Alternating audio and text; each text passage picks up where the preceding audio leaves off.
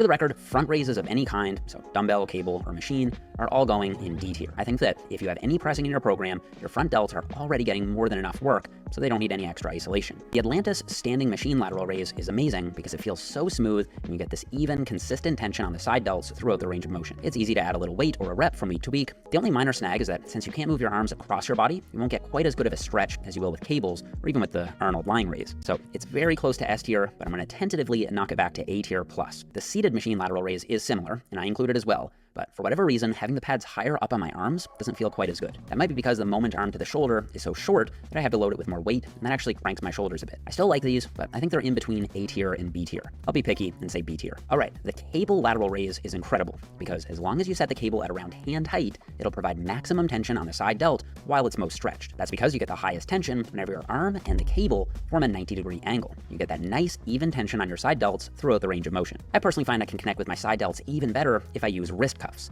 That's because even though my grip won't be a limiting factor here, my forearms still get a big pump, and that takes away some of my focus from my delts. I really can't go wrong with a cable lateral raise, whether you do them with a standard D handle or with cuffs, and that's why they're going straight to S tier. In fact, I would say this is my favorite side delt exercise of all, making it the second reveal behind door number 2. The cable Y raise actually gives you an even bigger range of motion where you sweep the cable up and out and back.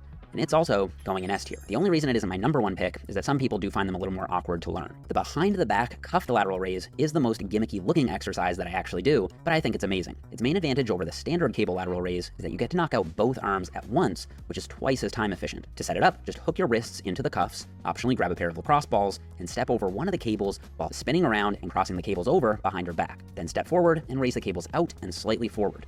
Who cares what it looks like? If it works, it works. These are going in S tier. The banded lateral raise is my least favorite lateral raise option, and I rarely include it these days. Similar to the dumbbell lateral raise, it provides zero tension in the stretch and maximum tension at the top. Unless all you have is a band, I do think dumbbells, cables, or machine laterals would be a better choice. These are going in C tier.